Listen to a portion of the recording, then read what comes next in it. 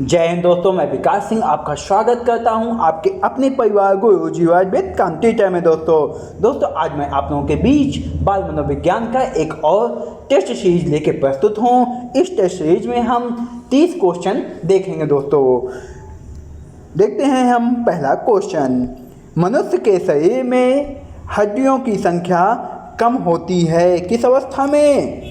शैशवावस्था में, बाल्यावस्था में, प्रौढ़ावस्था में या किशोरावस्था में? किसमें होती दोस्तों? प्रौढ़ावस्था में। कितनी होती है? 206। कितनी होती है? 206। और किस अवस्था में सबसे ज़्यादा होती है? 350 के आसपास। मुझे कमेंट सेक्शन में बताइए। दोस्तों आगे चलते हैं हम। किसको प्रशिक्षण द्वारा व्यवहार में संशोधन की प्रक्रिया माना जाता है? किसको माना जाता है? किसने कहा है? व्यवहार के कारण व्यवहार में आया परिवर्तन ही कहलाता है अधिगम। में कमेंट सेक्शन में बताइए ये डिफिनीशन किसकी है?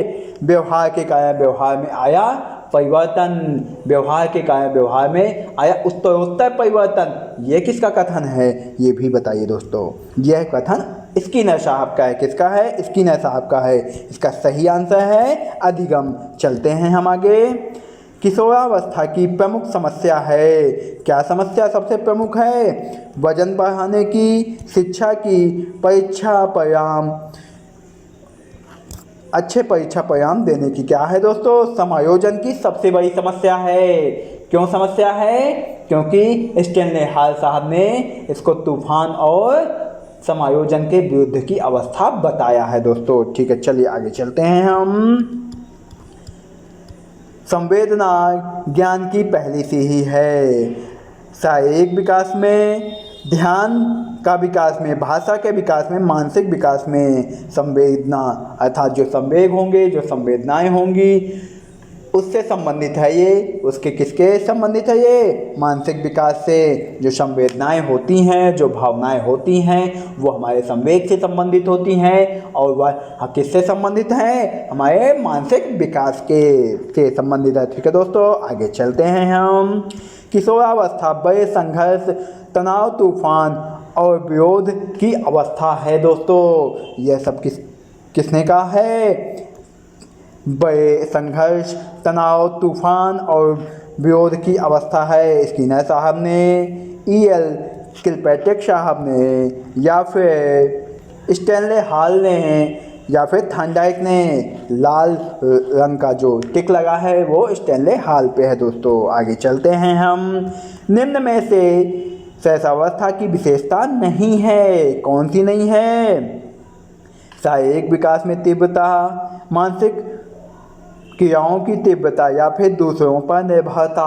क्या होना चाहिए? नैतिक विकास का होना अर्थात नैतिकता का जो मूल है वह आपके शैशवावस्था में नहीं होता है। कोई उसके अंदर नैतिकता नहीं होती है। दोस्तों आगे चलते हैं हम। जीन पियाजे के अनुसार संज्ञानात्मक विकास की कितनी अवस्थाएं होती हैं? दोस्तों 4, 3, 2, 5। आपकी कितनी अवस्थाएं होती हैं? 4। कौन कौन सी? संवेगी, गत्यात्मक, पूर्व संक्रियात्मक, ठोस या मूर्त अवस्था और सबसे लास्ट है औपचारिक अवस्था। दोस्तों ठीक है, ये 4 अवस्थाएं होती हैं। आगे चलते हैं हम। कौन से आयु समूह के लिए एरिक्सन ने विकास की 8 अवस्थाएं बताई हैं? कौन सी ये हैं? जन्म से मृत्यु तक की वो 8 अवस्थाएं होती हैं। दोस्तों ठीक है, जन्म से मृत्यु तक की वो 8 अवस्थाएं हैं। ठीक है, आगे चलते हैं हम। निम्न में से कौन सी संज्ञानात्मक प्रक्रिया है? खेलना, प्रवृत्ति, क्रियाएं, दौड़ना या चिंतन? कौन है? चिंतन है। ठीक है, क्या क्वेश्चन क्या था? निम्न में से संज्ञानात्मक संबंधी है तो चिंतन ही से संबंधित होता है। दोस्तों ठीक है। बालक के भाषा विकास में मुख्य योगदान देने वाली संस्था है। कौन है?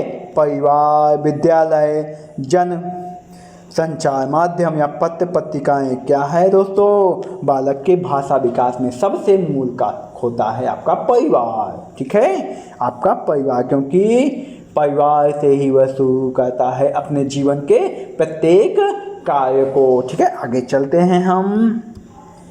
नैतिक तर्क की अवस्था सिद्धांत किसने स्पष्ट किया?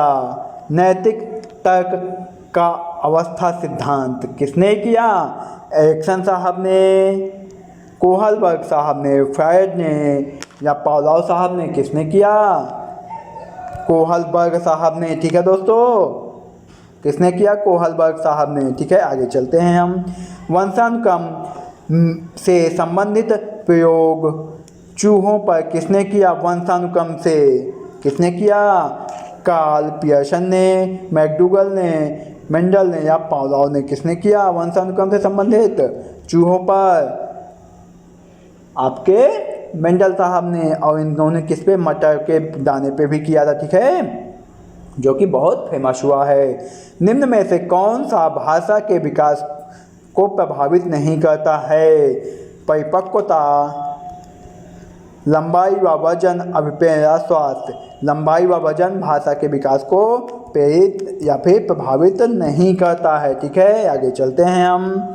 किशोरावस्था का आरंभ होता है 10 वर्ष की आयु में, 13 वर्ष की आयु में, 14 वर्ष की आयु में या 12 वर्ष की आयु में? कब होता है दोस्तों? 12 वर्ष की आयु में। कब होता है? 12 वर्ष की आयु में आपका किशोरावस्था का प्रारंभ हो जाता है। ठीक है, एक बच्चा सदैव दूसरे के प्रति सहानुभूति दिखाता है, यह आदत कहलाती है।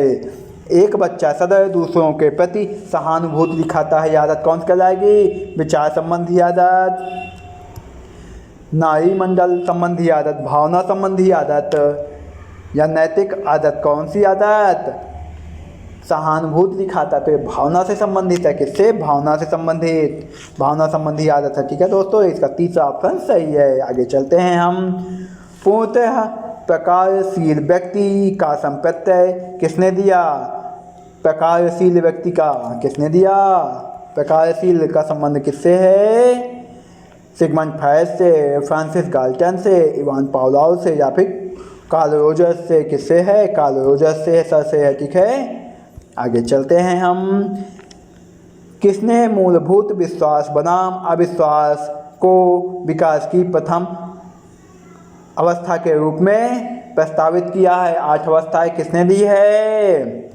फेस्टिंगर साहब ने, एरिक्सन ने, पियाजे ने या फिर फ्रॉम ने? किसने दी है?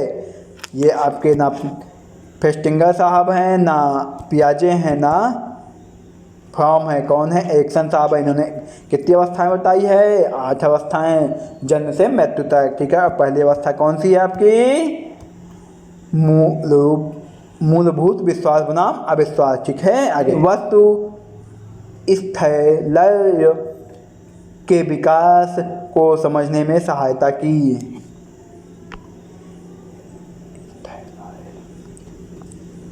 निम्न में से किसने बच्चों में वस्तु स्थैर्य के विकास को समझने में सहायता की? पियाजे ने, फ्रायड ने, एरिक्सन ने या बैलॉक ने? किसने की?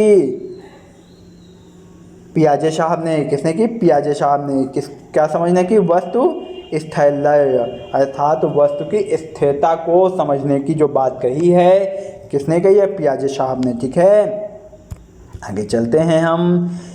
किसने यह दावा किया कि सभी भाषाओं में होने वाले कुछ सार्वभौमिक गुण जन्मजात होते हैं? किसने यह दावा किया कि भाषाओं में जो विकास होगा वह सार्वभौमिक गुण जन्मजात होते हैं? किसने किया है?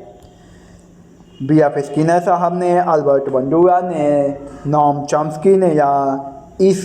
टॉलमैन ने? किसने किया है? चॉम्स्की साहब ने किया है। चॉम्स्की, नॉम चॉम्स्की ने। ठीक है, आगे चलते हैं हम। फ्रायड के अनुसार निम्न में से कौन सी विकास अवस्था में बच्चे का ध्यान जननांगों की तरफ जाता है?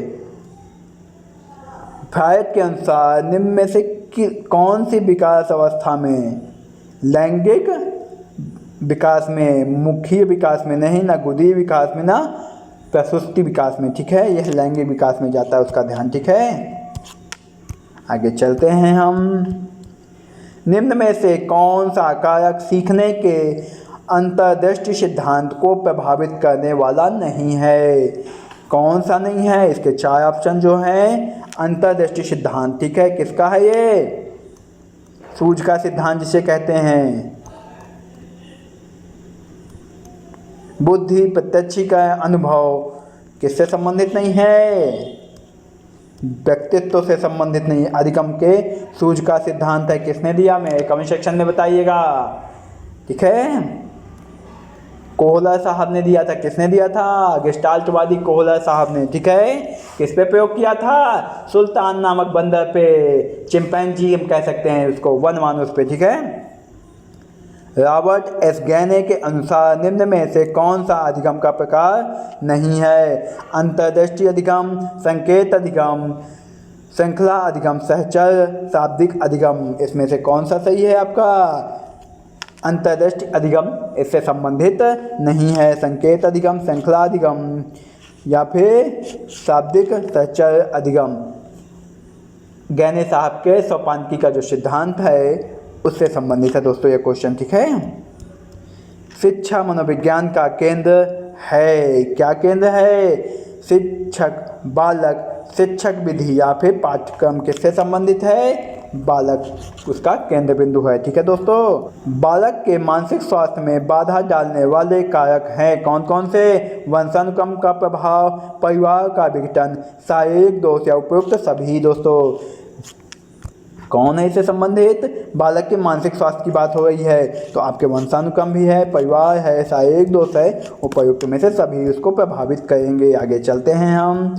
शिक्षक के मनोरंजन की प्राथमिक जिम्मेदारी होती है क्या? प्रधानाचार्य की, समुदाय की, स्वयं शिक्षक की, विद्यार्थी की, किसकी होती है?